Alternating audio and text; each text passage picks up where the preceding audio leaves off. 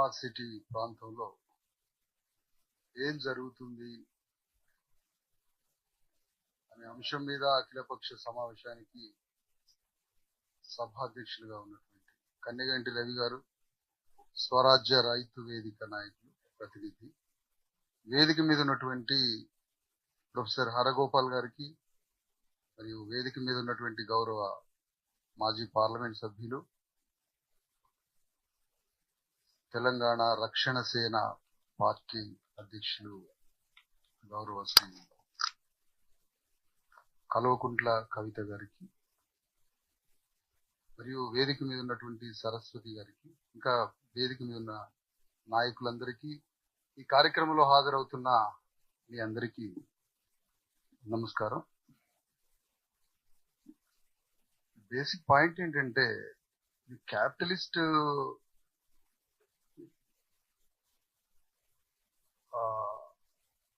పెట్టుబడిదారి రాజ్యానికి ఒక అంతిమ రూపంలాగా కనిపిస్తా ఉంది పరిస్థితి అంతా. ఎందుకంటే సరే, క్యాపిటలిజం అనే మీరు అంటూ ఉండొచ్చు, మాలాంటి వాళ్ళు వర్ణ క్యాపిటలిజం అంటూ ఉంటాం. ఈ వర్ణ క్యాపిటలిజం భారతదేశంలో అతి భయంకరంగా దాని విరాట్ స్వరూపం చూపిస్తున్న దానికి ఒక నిదర్శనంగా చాలా తెలివిగా, చురుకుదనంగా, యాక్టివ్గా పెట్టుబడిదారులకి అనుకూలంగా ప్రవర్తిస్తూ నేను మీ అందరికన్నా ముందున్నానని తెలంగాణ రాష్ట్ర ముఖ్యమంత్రి రేవంత్ రెడ్డి తెలంగాణ భూమిని మొత్తాన్ని దోచుకునే ఒక భూ కామాంధుడుగా అవతారం ఎత్తాడు ఈరోజు. ఎందుకంటే గతంలో ఉన్నటువంటి ప్రభుత్వాలు భూసేకరణ చట్టాన్ని మొదలుపెట్టి ప్రజల దగ్గర ఉన్నటువంటి, రైతుల దగ్గర ఉన్నటువంటి భూములు మొత్తాన్ని లాక్కుంటుంటే వచ్చే ప్రభుత్వాలు వాటిని విమర్శిస్తూ రద్దు చేస్తామని చెబుతూ ఆ భూసేకరణని మరింత పదునుగా మార్చి ఇంకా దాని యొక్క స్థాయిని ఇంకా పెంచి రైతుల భూములు, పట్టా భూములు మరియు ప్రభుత్వం ఆనాడు ఇచ్చినటువంటి భూముల్ని మొత్తాన్ని కొల్లగొట్టే పనిలో ఉంది. దీనికి విరుగుడు ఏంటి అసలు?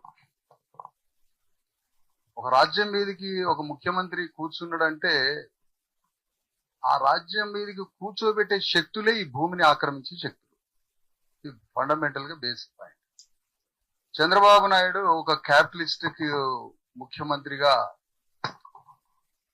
ఆక్రమించుకునే ఒక పెట్టుబడిదారు చేతిలో మనకి చంద్రబాబు నాయుడు కనిపించాడు చాలా సీరియస్ ఫేస్ తో. అంటే ఆయనకి రేవంత్ రెడ్డి గారికి ఉన్న తేడా ఏంటంటే, అతను చాలా సీరియస్ ఫేస్ తో ఎలాంటి నవ్వు ముఖం లేకుండా భూ ఆక్రమణని మొదలుపెడితే సంపూర్ణంగా నవ్వుకుంటూ తెలంగాణ భూమిని ఆక్రమిస్తున్నాడు ఈరోజు రేవంత్ రెడ్డి. ఈ ఇద్దరికి ఉన్నటువంటి డిఫరెన్స్ అది. ఇది సంపూర్ణంగా నవ్వడం, అది నవ్వు లేకపోవడం.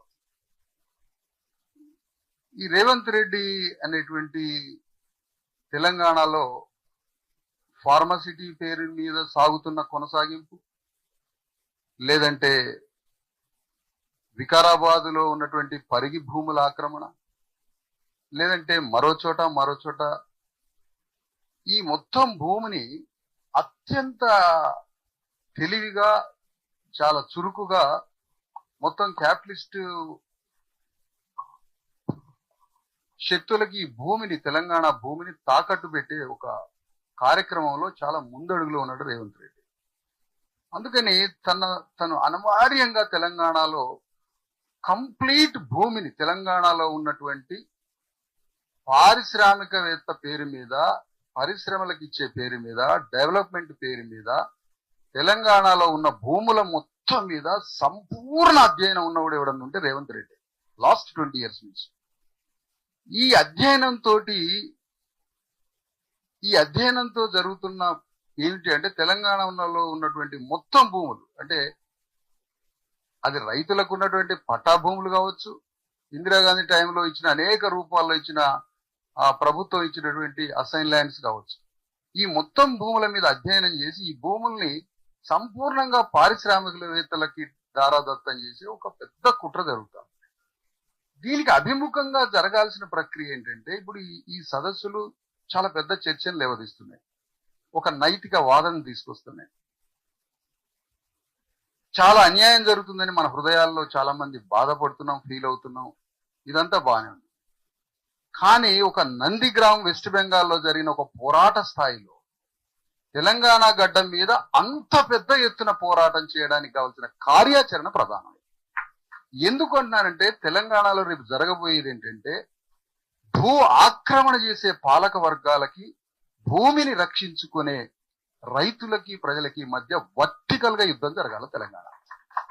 ఎందుకు ఇంత ఇంత ఇంత స్పష్టంగా నిర్వచించాలంటే నిర్వచించాలి. ఎందుకు?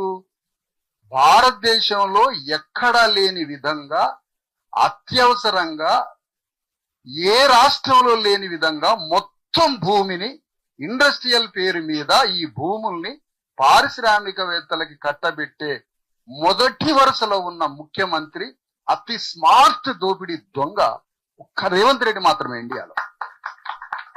అంత పెద్ద పనికి సంకల్పబద్ధుడు అవుతున్నాడు కాబట్టి రేవంత్ రెడ్డి అంతే అభిముఖంగా అతని మీద యుద్ధం చేయడానికి నిట్ట నిలువుగా తెలంగాణలో భూమిని రక్షించుకునే శక్తులు, భూమిని దోచుకునే రేవంత్ రెడ్డి.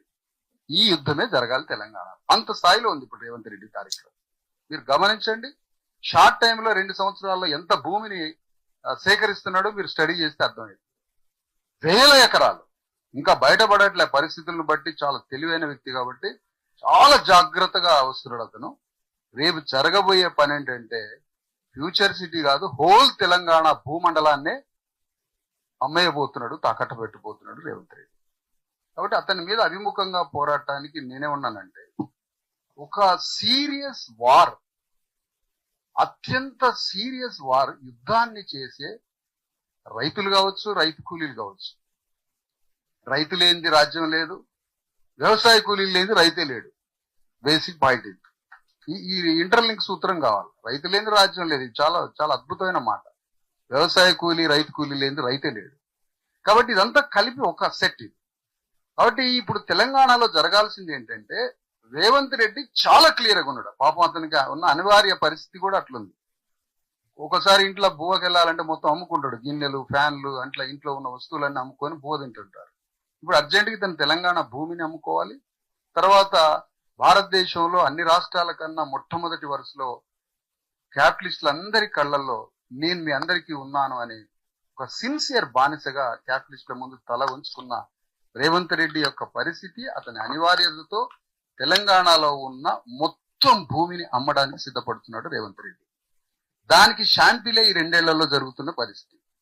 దానికి ముందు ఫార్మాసిటీ మీద అంత స్పష్టంగా కాంగ్రెస్ పార్టీ దాని మేనిఫెస్టోలో ఓపెన్ గా సభల్లో అది చెప్పిన హామీల నుంచి ఈ రోజు ఫార్మాసిటీని కంటిన్యూ చేయడానికి, ఆ భూముల్ని కంటిన్యూ చేస్తుంది తప్ప అది ఆపడానికి ఎక్కడ ప్రక్రియ ప్రారంభించలేదు, ప్రారంభించదు కూడా. కాబట్టి ఇప్పుడు మన ముందున్నటువంటి ఛాలెంజ్ ఏంటి అనేది ఇప్పుడు ప్రధానమైన అంశం. వేదిక మీద పెద్దలు ఉన్నారు, చాలా మంది. ప్రొఫెసర్ గారు ఉన్నారు, మేడం గారు ఉన్నారు, కవిత గారు. తర్వాత మెయిన్ గా దీన్ని లీడ్ చేస్తున్న చాలా కాలంగా భూముల పట్ల, రైతుల పట్ల చాలా కమిట్మెంట్ తో ఉన్న కన్నెగంటి రవి గారు మిత్రులు. వారితో కూడా నేను చెప్పే విషయం ఏంటంటే సార్,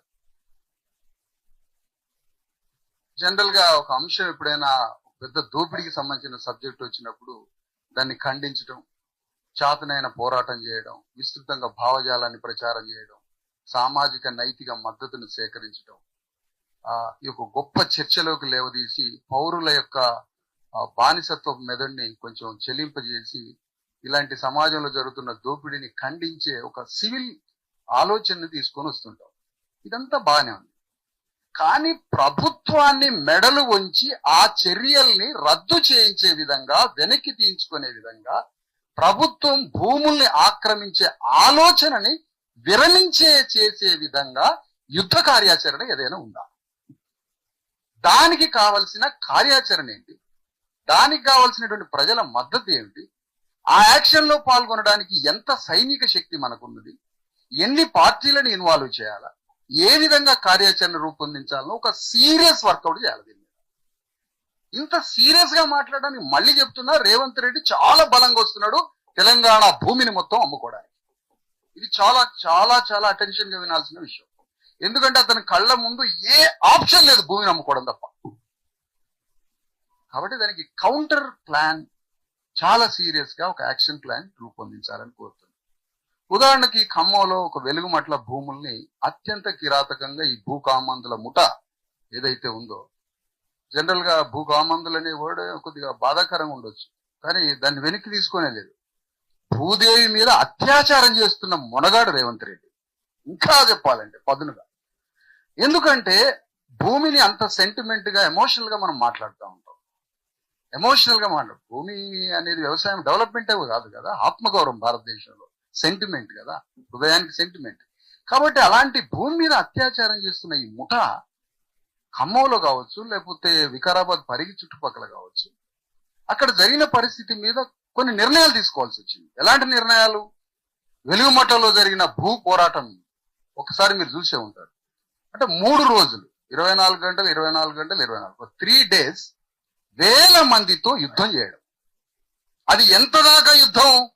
ప్రభుత్వం కలెక్టర్ ని అడ్డం పెట్టి, కలెక్టర్ ఏ ఒక్కడికి ఈ భూమి మీద హక్కు లేదు అని ఓపెన్ గా ప్రకటించిన కలెక్టర్ మీద యుద్ధం చేస్తే 3 రోజుల తర్వాత అదే కలెక్టర్ 300 మందికి పట్టాలు ఇచ్చాడు. గౌరవనీయులు కవిత గారు మా పార్టీ నుంచి సంయుక్తంగా మరికొన్ని శక్తుల్ని కలిసి ఒక 3 రోజులు నిరంతరంగా ప్రభుత్వ గొంతు మీద కత్తి పెట్టి ఆ నిర్ణయం వెలువడేంత వరకు యుద్ధం కొనసాగించడం జరిగింది. మీరు అర్థం చేసుకోవాలి, విషయంలో ఉన్న పదును అర్థం చేసుకోండి దయచేసి. మీరు ఇక్కడ ఎవరు క్యారెక్టర్స్ ఫైట్ చేశారనే దాని కాదు, ప్రభుత్వం మీద ఏమి జరిగి ఉంటే ఆ నిర్ణయం తీసుకుంది. వికారాబాద్ పరిగిలో మళ్ళీ అదే పోరాటం కొనసాగింది. అక్కడేమో పట్టాలు, ఇక్కడేమో రైతులు, అక్కడేమో ఇళ్ల స్థలాలు, ఇక్కడేమో పరిగిలేనేమో రైతులై. అక్కడేం జరుగుతుంది? ఇప్పుడు పట్టాలు దోచుకున్నారు, రైతుల ప్రైవేట్ భూములు, గవర్నమెంట్ ఇచ్చిన అనేక రకాల 2000 ఎకరాల భూమిని సేకరించారు. భయపడుతున్నారు అక్కడ. ఇప్పుడు అక్కడ ప్రభుత్వం మళ్ళీ ఒక స్టెప్ దిగింది. ఎందుకు దిగింది? మొన్న మళ్ళీ పరిగి వికారాబాద్ పోయి ఒక పెద్ద పోరాటం మళ్ళీ చేయాల్సి వచ్చింది. ఆ పోరాటంతో ప్రభుత్వం ఏ నిర్ణయానికి వస్తుంది? ఇప్పుడు ప్రజెంట్ స్టేటస్ ఏంటంటే, ప్రభుత్వం ఇచ్చిన ఆనాడు ఇందిరాగాంధీ టైంలో ఇచ్చినటువంటి ఇనామ్ ల్యాండ్స్ మాత్రం తీసుకుంటాం, పట్టా ల్యాండ్స్ మాత్రం వదిలిపెడతామని చెప్పారు. అంటే ఒక మార్పు జరుగుతున్నది. కానీ మేమేమంటున్నామంటే, అసలు మాలాంటి ఒక దళిత్ బహుజన బీసీ ఎస్సీ ఎస్టీలకు సంబంధించిన వాడిని సార్ నేను, అంటే ఆ ఉద్యమాలను చేస్తున్నట్టు. అందుకే మేము ప్యూర్ క్యాపిటలిజం అన్నాం, వర్ణ క్యాపిటలిజం అంటాం. వర్ణ క్యాపిటలిజం అని ప్రజెంట్ చేస్తూ ఉంటాం. కాబట్టి మేమనే పాయింట్ ఏంటంటే, ఇక్కడ మాకు ఇమీడియట్ గా డేంజర్స్ ఏంటంటే, మా దళితులకి బీసీలకి అణగారిన చిన్న చిన్న రైతులకి భూములు ఇచ్చారు ఆ రోజు. అంటే ఇందిరమ్మ రాజ్యం అంటే రివర్స్ జరుగుతుంది. ఆమె భూములో ఆ టైంలో ఇచ్చిన భూముల్ని మొత్తం భూములను ఆక్రమించుకుంటున్నారు. అది చంద్రబాబు నాయుడు అదే పనిచేసాడు, రాజశేఖర రెడ్డి అదే పనిచేశాడు, కేసీఆర్ అద్భుతంగా అదే పనిచేశాడు. నవ్వు సీరియస్ 2 మిక్సింగ్ ముఖంతో రేవంత్ రెడ్డి కంప్లీట్ నవ్వుకుంటూ దోపిడీ చేస్తున్నాడు. ఈ సమయంలో, ఈ సందర్భంలో మరొకసారి మీ ముందు ఒక ఆలోచన వస్తున్నాను. మనం ఒక నైతికంగా ఒక పౌరుడుగా స్పందించడం ఒక్కటే కాదు, ఈ స్పందిస్తున్న ఈ నైతిక భావనని యుద్ధ రూపంలో తీసుకెళ్ళాలి. దానికి ఉదాహరణలు మీకు చూపించడం జరిగింది. ఒక నైతికంగా తెలంగాణలో, ఉమ్మడి ఆంధ్రప్రదేశ్ లో భూముల్ని రక్షించుకునేటువంటి ఒక అద్భుతమైన భావజాలాన్ని చాలా సైంటిఫిక్ గా కన్నెగంటి రవి గారు తీసుకొచ్చారు. తిరుగులేదు. దానిని యుద్ధ రూపంలో పెట్టడం తప్ప ఈ భూముల్ని రక్షించడానికి మరొక కార్యాచరణ లేదు. దానికి ఏం చేద్దాం అనేదే ఇప్పుడు మన ముందున్నటువంటి ఒక సీరియస్ ఎఫర్ట్. దానికి ఒక యాక్షన్ ప్లాన్ రూపొందించాలి. దాంట్లో మా పార్టీ, మా సంఘం ఇన్వాల్వ్ అవుతుంది. మద్దతులు అనే మాటలు కాదు, ఈ భూముల్ని రక్షించుకోవడానికి తెలంగాణలో లక్షల ఎకరాలు బీసీ ఎస్సీ ఎస్టీలకు ఇచ్చారు భూములు. నిజాం టైంలో ఇనాం భూములు ఇచ్చారు. ఈ భూములన్నీ రక్షించుకునే ఒక పెద్ద బాధ్యత ఎస్సీ ఎస్టీ బీసీ పేద రైతుల మీద ఉన్నది. దాని తర్వాత పట్టా రైతులు గుంజుకుంటున్నారు. రైతుల విషయంలో అది ఏ క్యాస్ట్ అయినా కావచ్చు, రైతులు కూడా ఇమ్మీడియట్ గా ఈ వార్లో పాల్గొనాల్సినటువంటి అవసరం ఉంది. రేవంత్ రెడ్డి మాత్రం చాలా సీరియస్ కార్యాచరణతో కామెడీ ఫేస్ తో వస్తున్నాడు. కాబట్టి అతన్ని ఎదుర్కోవడానికి, అతని మీద యుద్ధం చేయడానికి, అంతే సీరియస్ పోరాటాలని రూపకల్పన చేయడానికి ఇది నిరంతర కార్యాచరణని కొనసాగించాలని, దాంట్లో మా పార్టీ సైన్యంతో ఆ కార్యాచరణలో ఎంటర్ అయ్యి సమస్యని పరిష్కరించడానికి ప్రభుత్వ నిర్ణయాల్ని వెనక్కి తీసుకునే స్థాయిలో మీతో కలిసి యుద్ధంలో పాల్గొనడానికి మేము సిద్ధమని మరొకసారి ప్రకటిస్తాం. భూముల విషయంలో మాత్రం అరగోపాల్ గారు, ప్రొఫెసర్ అరగోపాల్ గారు చాలా సీరియస్ గా రక్షించే ఆలోచన వారు కలిగి ఉన్నారు. వారి భావాలని, రవి గారి యొక్క ఆలోచనలని ఇవన్నీ కూడా ఆచరణాత్మక భౌతిక శక్తిగా మార్చడానికి చాలా సీరియస్ ఎఫర్ట్స్ స్టార్ట్ చేయాలని, దాంట్లో ఏ పార్టీలు కలిసి వస్తాయో చేయాలని. ఎందుకంటే యాక్చువల్ దీని మీద తిరుగుబాటు చేస్తే రోజు ఒక నందిగ్రామం జరగాలి తెలంగాణలో. అలాంటి పనులు ఉన్నాయి. ఇప్పుడు అంత సీరియస్ ఫైట్ ఉంది ఇక్కడ. అంటే దీని మీద చాలా పెద్ద ఎత్తున పోరాడాలి. వెంకటరెడ్డి గారు కూడా ఉన్నారు. నమస్తే సార్. మనం అందరం ఈ యాక్షన్ లో పాల్గొనాలి అని మీ అందరినీ కోరుకుంటూ అందరికీ సెలవు. నమస్తే. జై భారత్.